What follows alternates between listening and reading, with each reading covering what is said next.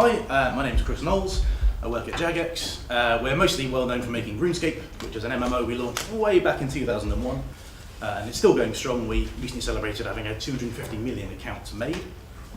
I've worked at Jagex for a little over 10 years, and I've spent 9 of those years making games.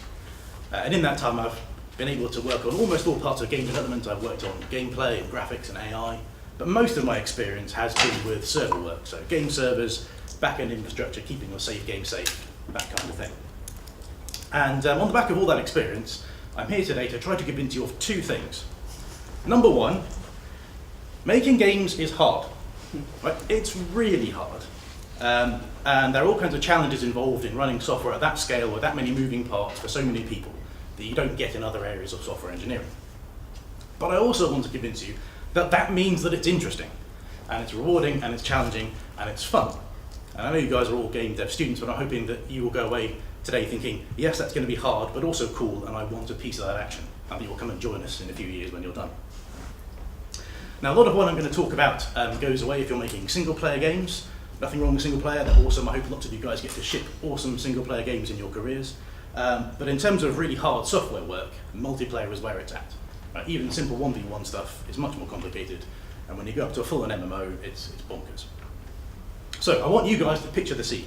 You're in the office, you have made a game, it's awesome, everyone's playing it, it's well polished, and you've done the hard work of finding the fun, it's easy for new players to get into, it looks good, it sounds good, and you're convinced you've got a shot at being the next Minecraft or the next PUBG, or whatever it is.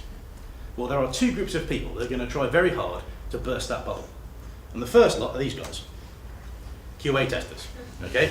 These guys are going to find really odd ways to break stuff that you thought was rock solid. All right, they'll find bugs, they'll crash the client, they'll bring the server down, they'll get stuck in states where they can't progress the game anymore. And depending on what the issue is, it may come down to someone in your discipline to fix it. And actually, of course, these guys are involved all through development. You don't just bring them in at the end. And they keep iterating, keep finding things that are broken and stuff you thought was fine. And you could get frustrated with these guys, because you move on in your head to something else and they throw it back and say, no, fix it. But don't, they're lovely people, and they're in the industry for the same reason, to make great games. And in fact, these guys will help make sure that the game you eventually release to your players will be the best it can be. So be lovely to them. QA can be a bit of a grind. But they will occasionally do some very strange things. All right? Weirdest bug report we ever had was a QA tester saying, I can reliably crash this mobile game. All I have to do is rub the iPhone on my face. Now, we didn't inquire too closely at exactly what thought process had gone on there, but it turned out it was a bug with, as it turns out, how we handled multi-touch input. Right, you put the phone in your face, the phone goes, oh my goodness, all the fingers. So we fixed that, we moved on. Be lovely to them, be prepared for them to be slightly strange. But there is another group who are going to break your game, and it's these people, players. Right. These people, these menaces to society, will download your game, they will install your game, and then, this is the real kicker, they'll play your game. They will log in, they will put load on your infrastructure, and then they will start doing things. All right, and not normal things that a sensible person would do. Oh no, they will do strange things in odd orders. Right? And it doesn't matter what issue your game might have. Right? If it turns out that if you turn around clockwise 3 times on a Tuesday while holding a banana, your character falls through the floor, someone will notice. And if you're particularly lucky, they'll file a bug report. Otherwise, they'll just go on Reddit and they'll complain.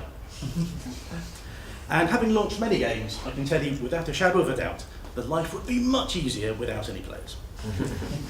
However, I did launch a game some years ago that didn't have very many players, and that game doesn't exist anymore. Because they are kind of necessary.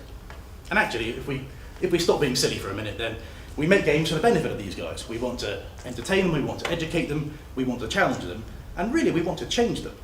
I mean, hopefully for the better. Sometimes we might just change them into slightly more relaxed people, that's fine. But we've got a whole art form to play with, and we can do much more than that if we want to. But there are going to be some players who will deliberately break your game, either because they want to get an advantage by doing so, or they just get a kind of a perverse fun out of ruining it for everybody else. And that means that if you get your game to the point where it works fine in the office on a local network and everyone being nice, and you throw that out into the world, I can pretty much guarantee you that is going to end in embarrassment. And that won't necessarily be because your game is buggy. It might be that there's no flaws in the software, there are no errors being thrown.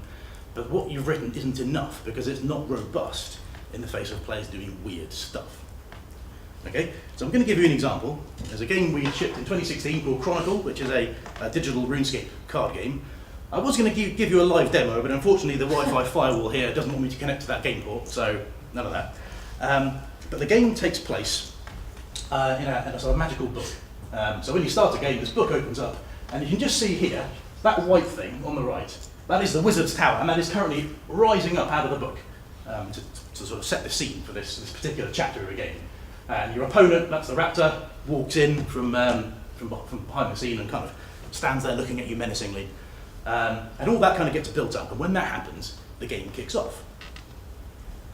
Now, obviously, when we do that, we load a bunch of assets off disk, we put them in memory, we then make them animate kind of out of the book. And that will take varying amounts of time, depending on the PC of the player in question. And so we don't want the game to start until both players are ready. So once all those animations are finished, your game client will send a message to the server saying, yep, I'm done, I'm ready, start when you like, I'm cool. And once both game clients have sent that message, the server knows it can start dishing out cards. Fine. Now, here's a question. What happens if one of those clients never sends that message? Right? I'm not talking about a case of a client disconnecting. I'm not saying, the socket's gone down, that's fine, we can deal with that, we detect that, we give people a chance to reconnect. If they don't get back in, we say, sorry, you're going to lose because you've disconnected, and we'll give victory to the other guy. What I'm asking is, what happens if one of those clients just never quite gets around to sending that message? Because that actually happened in our beta, right? So we had reports of games not starting properly, people would load in all the assets and they'd just sit there waiting, it was broken. And actually we were able to work out quite quickly what the problem was. Here's a pro tip. If you're going to abuse a bug in a live game, don't stream yourself doing it on Twitch. We banned that guy pretty fast. And what he'd realised is that if you play this game in a window and you start dragging the window, the animations pause. Right? The game's still running, the music still plays, and everything else is still going, but all the animations stop running. That's just something that Unity clients will do. We built this in Unity, and it will just do that automatically. And so if you do that while the loading animations are coming out of the book, well, they never finish. And because they never finish, your client never says to the server, I'm ready. So the other guy loads his stuff in and kind of waits and says, well, it's a beta, maybe there's a bug, and they leave the match. And of course, because they leave, this cheater was getting the victories. So so we banned him, but the reason he was able to abuse that was not because there was a bug, it's not because there was something wrong, there was an error being thrown or something like that. It's the software we had wasn't enough. There wasn't any code in the server to say, well, this is taking an awfully long time. I think there may be a problem somewhere. Okay, and so that really brings me to the heart of what I want to talk about. So the reason this guy was able to abuse this was because the server trusted the client and said, well, it's taking you a very long time, but I'm sure you're doing your thing and everything's fine. I'm just going to wait. You'll get back to me just as soon as you're ready. And it would just hang on. That allowed someone to cheat, and not because there was a bug, but because you need more than just correct software. You need software that is robust in the face of players doing stuff. Okay, so the general principle is do not trust the game client. Right? You wrote it, you know what it does, but you've then got to give it to your players. And they can then break it, modify it, do weird things you didn't expect to it, like dragging the window around, and they will find ways to break your game. So what does it look like to not trust the client? Well, a good example is RuneScape. So here I am, it's a bit dark I'm afraid, but here I am right in the middle of vampire territory. And if I start clicking on the floor to walk around, everything you do in RuneScape goes via the server. If I click on the floor, all that does is send a message to the server saying, well, I'd like to walk here if that's okay. And the server says, well, is that somewhere you can actually stand? Can you get there? What's the route? And having calculated the route, it doesn't send that route back to the client and say, off you go. No, what it does is every client server tick, it sends an update saying, you and the people around you are doing the following things. So it works out the route and says, right, next update, walk north. Next update, walk north. Next update, walk northeast. We don't even send the route information to the client. It just gets told what to do by the server. And that means we're really robust to stuff like players glitching through walls and ending up in places they're not supposed to be, that kind of thing. But we do more than that. Pretty much every interface in the game is run by the server. It knows what windows are open, what buttons there are, that kind of thing. You click a button on an interface in RuneScape, and all that does is send a message to the server saying, this interface component was clicked, please decide for me what that means. And we do some client-side stuff. If you're fiddling with your graphics options, server doesn't care, we do that locally. But we do everything we can on the server because it makes it very difficult to abuse things in the game. But there are some drawbacks to that. So one is performance, right? That if the server is going to take care of all of that work for, well, in RuneScape's case, 2,000 people per world, that's got to run fast, and that's an interesting challenge. How do you make that server code run like greased lightning for all those people, especially when you realise that the scripts written by the content team don't run as native code. They're a scripting language that's run on a script runner in the server, and that carries an overhead. That has got to be fast. And that's a difficult thing to do. We would love one day to revisit the script runner and the script compiler and produce some sort of intermediate system that was more efficient. It's a big job. You know, it's a really meaty task. It's a really fun and interesting task. The other thing is responsiveness. So because RuneScape is doing all that calculation for 2,000 players potentially, the server tick is 600 milliseconds long. So if I click on the floor and say I'd like to move, then there's the time it takes that message to get to the server, and then the server may take 600 milliseconds to respond and say, yes, you can now start walking north. And back in 2001, everyone played on a modem. That was kind of par for the course. It was fine. And even today, new players come along and they try RuneScape and they fall in love with it. But we also know that some players come along and they kind of bounce off it because it's a bit clunky. It's not really what people expect from a modern game. So, you know, it does come with its downside, but it makes us very robust to players abusing things. However, although that works fine in RuneScape, there are classes of games where you just can't do that. For example, first-person shooters. So this is a base-building first-person shooter called Block and Load. And if I were to boot that up and press W to walk forwards, and it took 600 milliseconds for the server to get back to me and say, yeah, that's fine, it would be unplayable. It would be a disaster. And that means that when you're talking about really fast-paced games, you're into a world of very murky compromise because you've got to trust the client with something. And that can produce all kinds of problems. So if I am going to walk around, then the ideal thing is that when I press W or whatever to walk forward, that sends a message to the server saying this is what's going on, but my client immediately starts moving me forward on the assumption that things are going to line up and we'll be okay. But I move around and I do things and I'm sending messages to the server, and every now and then one of those might go missing and I might get hit by an explosion and thrown away, and that happens, you know, the server knows about that before I do, and so we get out of sync. And the server may have to say, could you just shuffle yourself over here a bit because you're in the wrong place. And that's fine, as long as the client is willing to listen when it's told that. If it decides it's going to fly to the top of this tower and have a look around and see what's going on, well, we need some way of doing something about that if we can. And there's something else that's handy in a first-person shooter. When I pull the trigger, I want to see where my bullet's going. And if there's a bit of randomness, a bit of spread on that, and that seems to mean that it shoots someone in the head, it really should shoot someone in the head. That would be annoying if they didn't. But if you just leave the client completely in charge of bullet spread, then it can say, hey, Mr. Server, what do you know? All those bullets went straight down the middle. How convenient, right?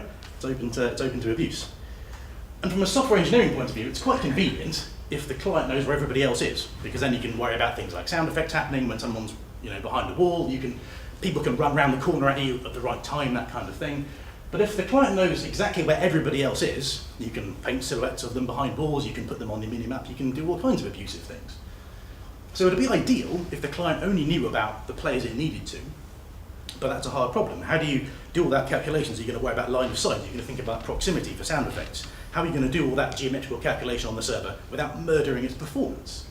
And then, you know, if someone's about to run around the corner and the server says, hey, I need to tell you about this guy who was about to come and shoot you in the head, and that message gets lost, and the guy comes around the corner and he shoots you, and you don't even see him, well, that's no fun. Or if you say, well, you don't know people you can't see, and I spin 180, and the guy behind me shooting at me takes a little while to pop in, that sucks. So this is a really hard problem to solve, but if you can get it right, then you have a game which is fun to play, and which isn't easily ruined by people messing about. You also got to worry about just the fact that, you know, the internet isn't instantaneous. Speed of light's a thing, so it's processing time.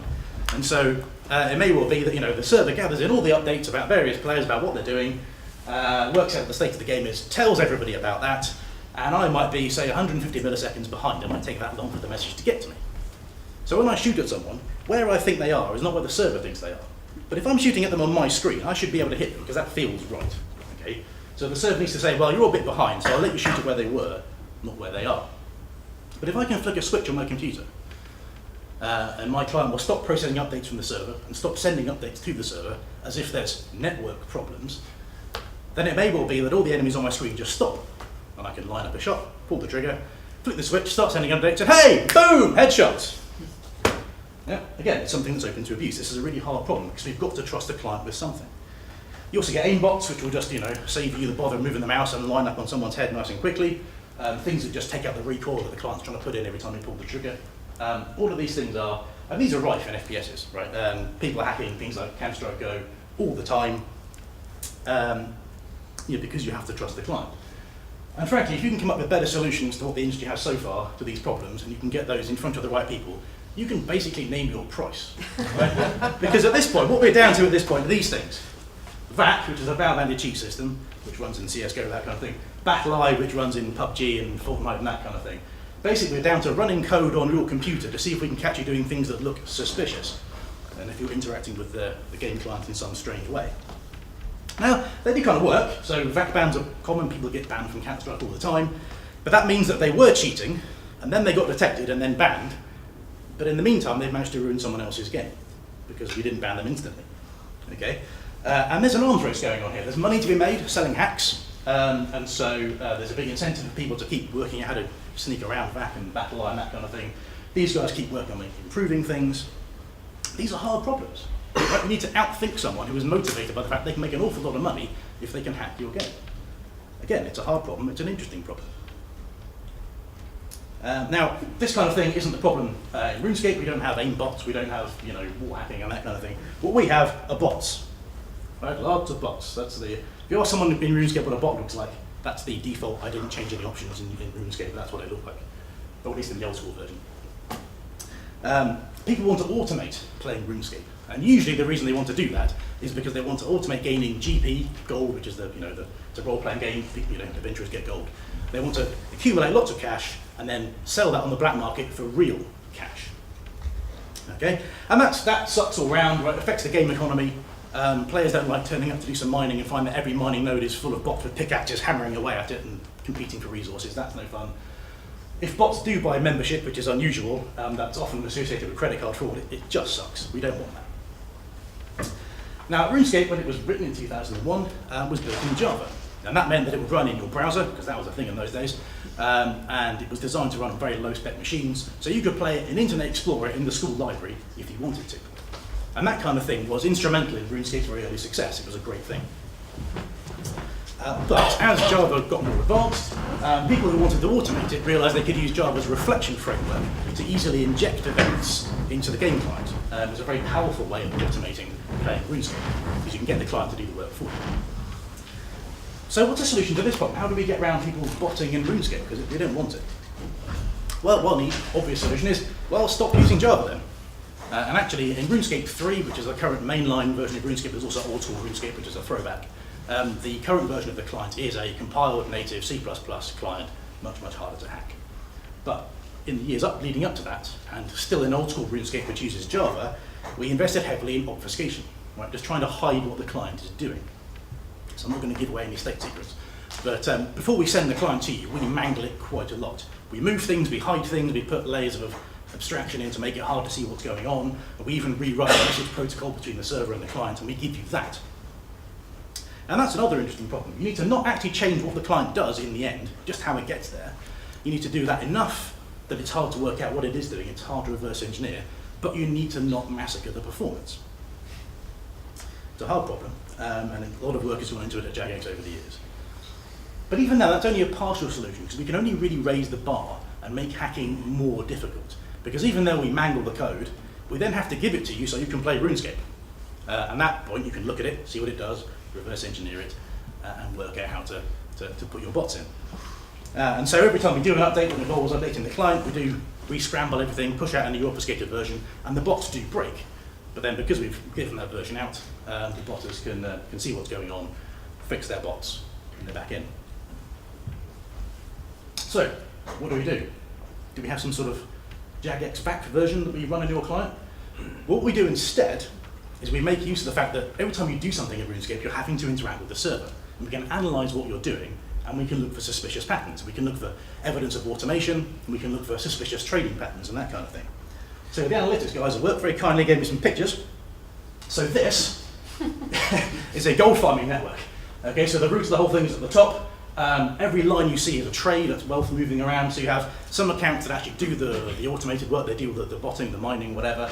That wealth then gets transferred to mule accounts that move it around, and then eventually it gets passed on to black market customers. Okay, and it's not just automation, there's also hijacking. So I had to blur the usernames out on this, which is why it's a bit fuzzy. But all those blue accounts are old, established accounts that very mysteriously are now sending all of their wealth to that dude in the middle. And that's because they've been hijacked and they're being cleared out. Okay, and there's no point accumulating all that wealth unless you're going to do something with it. So you get the corresponding graph where all of those accounts on the outside are being fed wealth by that one account in the middle, because the ones on the outside are the accounts of people who have paid real money to be transferred in-game wealth. Okay, and because we can build all these graphs and we can see what's going on, we can start to take action. So I've got some stats on what we've done just this year so far in combating botting. We've taken 2 trillion gold pieces out of the economy between the 2 games. We banned 2.5 million accounts. And to give you a feel for how much that is, if you look at the old school number, 1.1 trillion, if you've already made a very high level old school account with lots of stats, very good gear, and you want to make money, then one thing you can do is you can go and camp a boss called Zora, who has such good drops. When we released it, it was called the Profit Snake. And if you were to camp Zora 24/7, 7 days a week, then in a mere 55 years, you too could have 1.16 trillion GP. Right, it's a lot of in-game cash that we can take out of the game. But again, this is an arms race. Right, the gold farmers are motivated by the fact that there is a black market for this stuff. They can sell gold if they can get it and keep it. They want to try and work around our algorithms. We keep advancing them. We've got expertise, technical expertise and domain knowledge. They've got a lot of people. And so it's a battle. It's one we're winning more and more as time goes on, but it is a constant battle. We have to keep up with it. And this isn't actually engine work. This is not stuff I do. We make sure they have all that data they can analyse. But if you wanted to get into this kind of thing, you know, career in analytics for games is a thing you could do. So, making games is hard. Making multiplayer games is really hard. But I've been doing it for 10 years. I love it. I don't want to do anything else. I hope you guys are up for it, and that this is a hard thing. So please, when you finish your studies, come along and help us out. Thank you. Question time, and a hand has already gone up. Hello. I'm just curious about, you're talking about code injections, so is this mainly about the executable?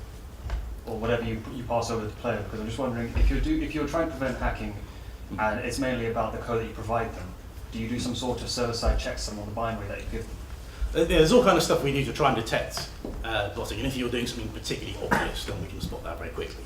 I can't go into too much detail, but yes, we have all kinds of checksums and all kinds of things to make sure that, to try and at a very basic level see if you're doing anything particularly obvious. But if your bot script isn't doing anything that's screaming out, this is obviously a bot, then we will rely on the analytics to analyse what you're doing over time and go, hang on a minute, that's not right. Yeah.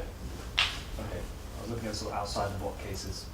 Sorry? I was looking at outside bots, just general hacking the client situations, because bots can be client side, you know, on the whatever they automate on their side to simulate players, not injections as such. So, I mean, people can use auto clickers, so they just, you know, rather than clicking on the thing yourself, you just get the computer to click for you. But again, we can detect those because they present obvious patterns and that kind of thing.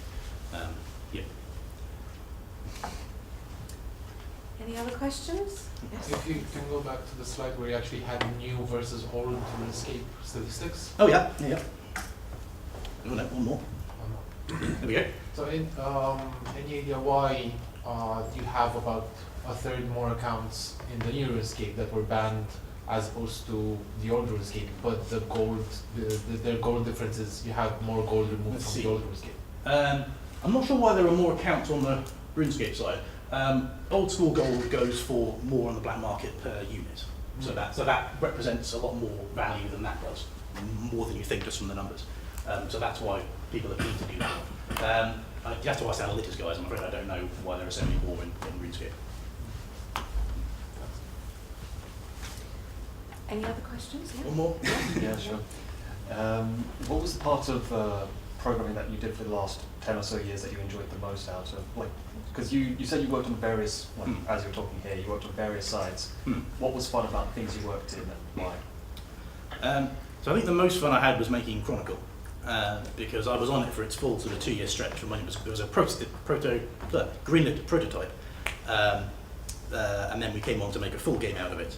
And I was brought in. I had the privilege of designing the entire back-end infrastructure, so the game server and the profile server for your save and that kind of thing, and the matchmaking. And over 2 years, I then got to watch me and a team of people build it, and that was great because we designed it all that time ago, and when it started working, all the bits came online. That was amazing. So doing all that back-end work, and I quite like the mathematical neatness of doing transformations and working on transactions and databases and that kind of thing. It's very neat and it kind of pleases me. So doing that kind of thing. Chris, I've got a question for you. Where did you study and what was your first job? So I studied at Cambridge University. And my first actual job out of university was I worked for my church for a year as an apprentice. And I was looking after children, cooking food, moving chairs, that kind of thing, to free up the actual sort of teaching staff, the vicar and so on, to do their thing. And I was considering whether I might go into full-time Christian work. I think the answer was, get a normal job for a few years, see how that goes, and I'm sticking with that, I think. But then after that year, I went to Jagex. And you may notice that I've been doing games for 9 years. I've been at Jagex 10.5 years. The first 18 months, I worked in the department that was then called Web Systems, which really was all the software that isn't a game. So the billing system and the account recovery stuff and the forums and all that stuff, we were responsible for all of that software. And so after about 18 months, they were advertising for game roles, and I applied internally, and they knew me, they knew I could program, and that was sort of how I got into actually doing games. Okay, and what degree or masters, I don't know what you did, what did you study? I studied engineering, which at Cambridge you just go and apply for engineering as a whole thing. And it's by default it's a 4-year course, and so after 2 years you then specialise. So I did control theory, which the glamorous end is making jet fighters that fly in a straight line. The realistic end is chemical plants. I've got a control board with like 100 knobs I can twiddle. How do I make sure they're all in the right place to make the right chemicals? That's usually what it is, but it's quite a sort of a neat, again, I like the neatness of I can do some maths and I can work out what the optimal thing to do is. And did that program when you were on it, did it have any games element to it? No, not really. There was a bit of programming. I did some computer science modules as part of it.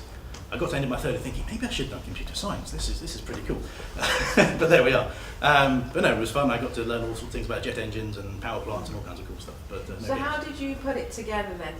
Were you playing games? Did you enjoy games? Oh yeah. Is that what kind of took you into the sector? Yeah. So in fact, I think my earliest memory is of me about 2 helping my dad play Elite on an Acorn Electron. So if you've never seen it, it's a really also there's a new Elite, but the original one was just a little wireframe thing.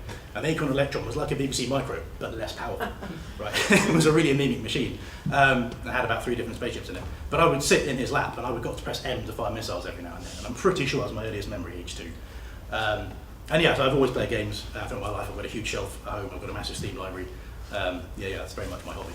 Okay, so got another question? Yeah, actually, Claire, you touched on something interesting regarding your studies, and Jagex is based in Cambridge. Yeah. Do you collaborate with the university or with any universities to actually publish papers on this sort of data and really amazing math stuff that you're doing and analysis stuff? We don't do a lot of collaboration with papers. We have various intern programs. We've had people on placement years and that kind of thing. I think the analytics guys have published the odd paper about the stuff they're doing. But in terms of engine work, we've not done a lot. Occasionally get the Ascendial speaker to GDC. But and earlier on you talked about, I'm just supposed to be the last person to ask the question, so over to you. I'm wondering, are there any softwares that you can recommend to us to like, because I know you... Sorry, can you say that again? Sorry. I'm just wondering, are there any softwares you can recommend to us to like try and learn to as well, in order to combat this and whatnot? I feel like, because it's good to have like game design and also understand coding too as well. So I'm just wondering if there are any like softwares that you were doing, like when you enter Jagex. Jagex itself, for historical reasons, pretty much everything's written in Java. Although Chronicle was in C# because Unity uses C#. So if you want to do Unity development, you're going to have to do some C# at some point. But most games are still written in C++ because it's bare metal, you can make it nice and optimized and that kind of thing. So in terms of languages, that'll be the kind of thing. And really most of the software I use day to day are really IDEs, IntelliJ and Visual Studio and that kind of thing. So mine sort of, I mean obviously if you want to do graphics, learn Maya and that kind of thing, but we mostly use development software and those languages. Alright, that's cool. Earlier on you had the slide of the QA testers. Oh yes. testing the outdoors. It's a strange place. Yes. Is Anthony Bunton Douglas still? Oh yeah, and yeah, he's there. Is he in that photo? He might be. I couldn't see him. I was looking for him because he was one of my graduates from Norwich, Yeah. and I know that he was in. It's a long way back now. I think about it. I think it's right at the beginning. Yeah, it was Yeah, it almost was. like the. There we first- go. Right. Oh no, not past it now. Is he in that photo? So he now does art. So he went part-time QA in art. Oh, And, good. Yeah. I Okay. think he's in there, but he is still at the company. Okay, Now he's good. having artwork. Because that was the sort of question I was going to lead on to from that, was that, you know, quite a lot of my graduates from Norwich have gone on to work as QA testers. And through working as QA testers, they've moved into other positions within the Yeah, yeah. company. Do you think that that's a good way to just get your foot in the door? It's certainly a viable place. I mean, I started out doing normal software and then ended doing games. Our player support guys, some of those guys have come up and then moved into QA or they moved into content. Yeah, so it's a way to get your foot in the door and get known. Yeah. I mean, if you can go straight in, then why not? But yeah, it is viable. Yeah. But I suppose it can also teach you quite a lot because you're particularly you're looking at the product, aren't you, with a certain kind of critical perspective. Because, you know, some of the things that you're talking about, I'm quite interested to understand, and I hope that the audience is as well, how that affects the art and design aspects of the making of the game, and how do you guys that do your bit communicate with the art and design teams, or don't you, or doesn't it matter? So. Yeah, I mean, because the core of RuneScape's engine is so old, there are some limitations that the art guys have to live with, which wouldn't be sort of normal. To the extent that we're only just moving on to Maya from Jagex, which is the in-house editor we wrote a long time ago, which was handy at the time, but is not exactly industry leading by modern standards. So that's always been an interesting challenge. You have to train them up on a new bit of software. But we're moving away from that gradually. We're getting back onto stuff that we can just hire someone, they know how it works. Actually, historically, Jagex wasn't very good at communicating between engine Departments. people and departments. So there used to be, literally, if you were in the engine team, you were in an office within an office with a super secure extra security card to get you in. And, you know, it wasn't, when stuff was changed, the content teams just kind of got given a thing and told, right, here's your new feature. What do you mean it's not quite what you wanted? It's a new feature, go. Now, we've changed that, we've changed that now. There's no longer the mentality, which is great. And so, you know, how do we communicate that? I mean, there are obviously the high-level meetings go on, but, you know, people present requests. We, you know, have an agile system. We have issue tracking. We have sprints, that kind of thing. And so people will come in and, you know, plead their case and say, look, we want this thing for these reasons, and we prioritise all of those things. And once they're done, we then communicate back and say, right, that thing you wanted, here it is. Was there, what else did you want to say? No, that was really it, because, you know, it's often, or I've heard it said from a variety of different sources that, you know, some of those communication things can be quite problematic within companies, and obviously Jagex have addressed that.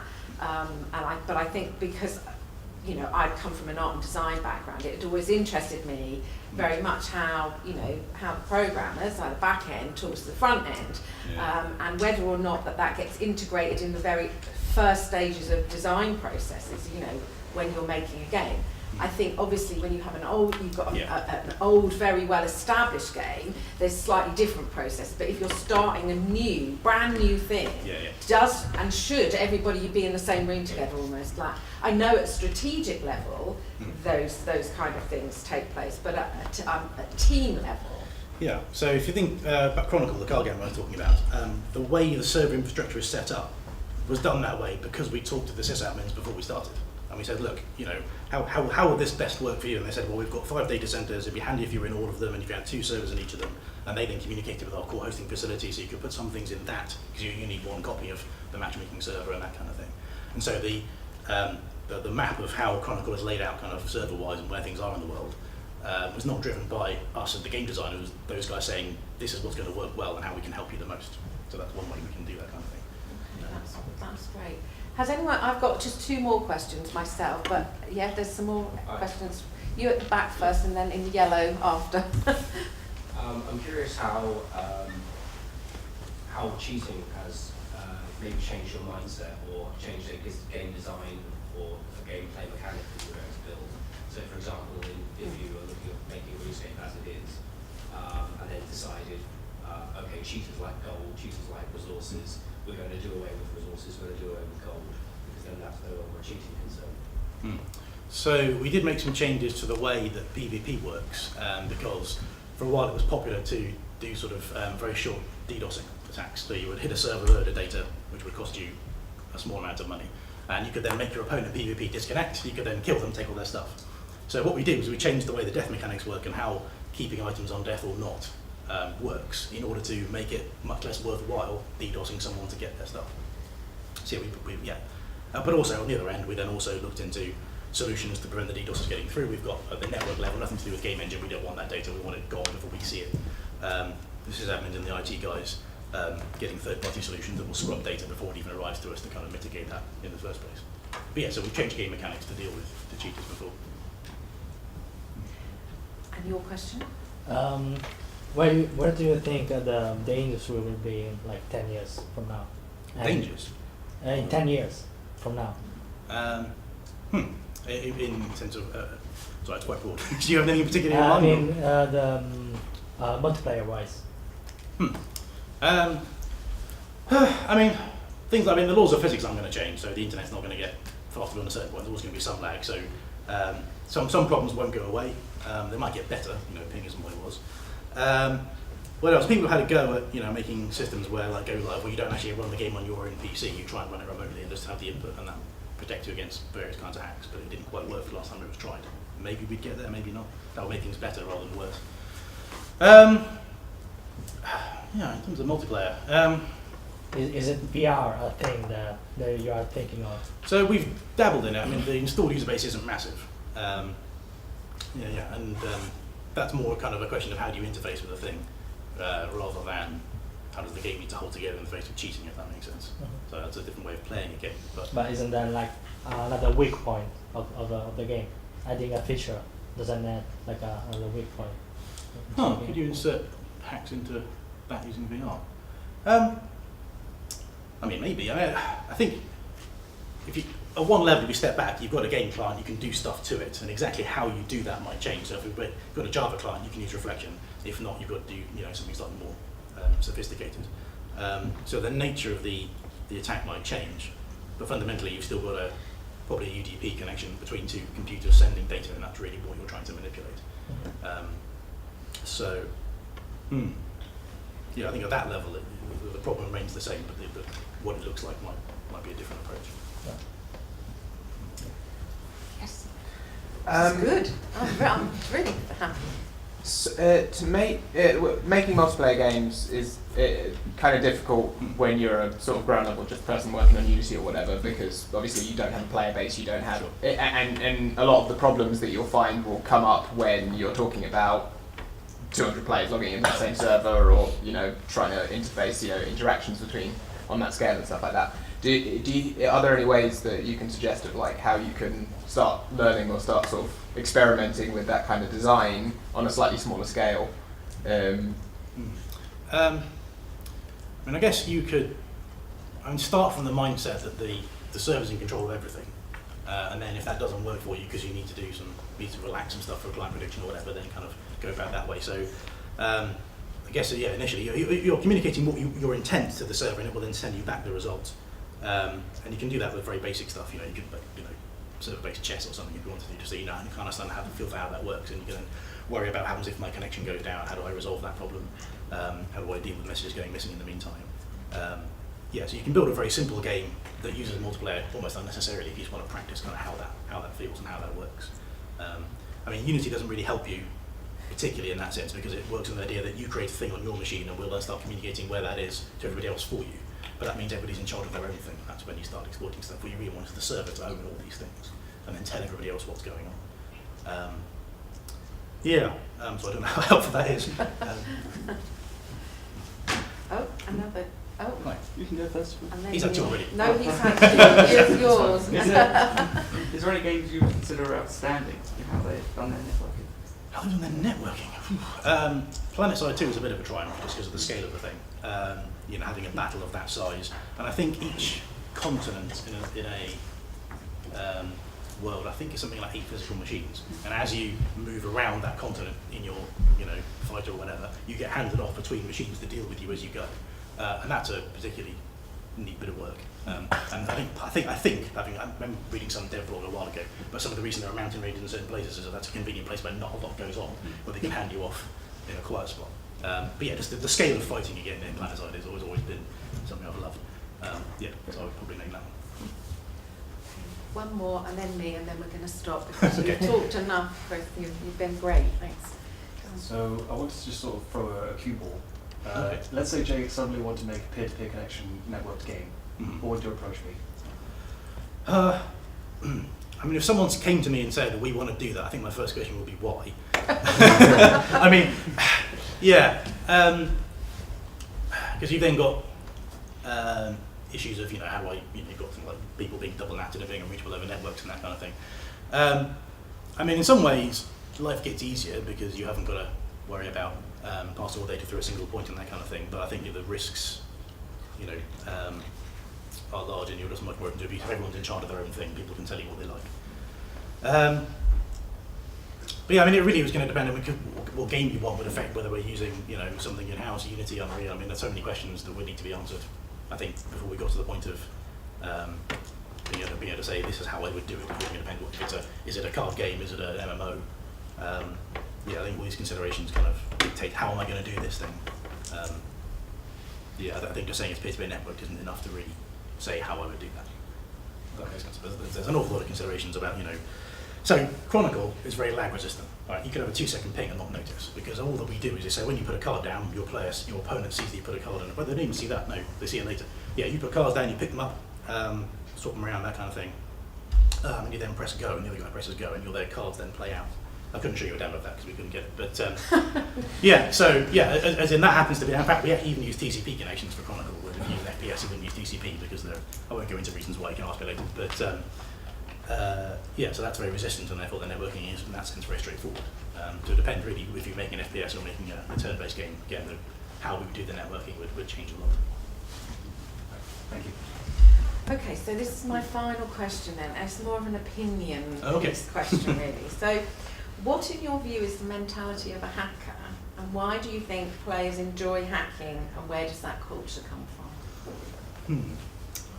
I mean, it's going to be on their motivation. Some people are just hacking because they want money. There are pot farmers, which I won't say which countries they come from. They usually come from one or two places, but they're doing it for financial gain. Yes. So there's that reason. There are some people who they want to affect the world, obviously. And they don't care how they get there. They want to say, hey, I got to the top of this leaderboard, I did this thing, I'm the best. And the fact that they've done it by dishonest means isn't the point. They want to leave a mark somehow. And so something that gives them the power to do that is attractive to them, I think. Yes, it's the challenge. I was talking to somebody from who works in the cyber security area, and he said to me that a lot of the time it's often competitive, as you just described. It's not always about money.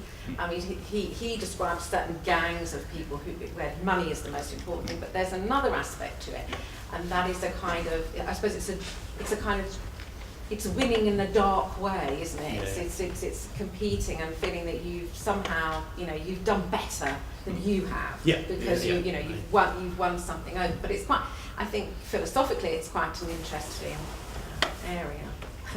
Not for you, it's a problem for you, but philosophically. Well, it speaks a lot, I think, to perfectionism, and then people wanting to be the best at something, and then if they don't have that, they don't feel validated. They don't want sort of the idea of an intrinsic value. I mentioned I work from my church, I'm a Christian, that's a big part of how I think. But then, people say they need to be the best at something, or whatever, not they need to beat someone else to feel valuable is a problem. Yes. Okay, thanks, Chris, and thanks very much for your really insightful and interesting talk. We could give Chris a big round of applause.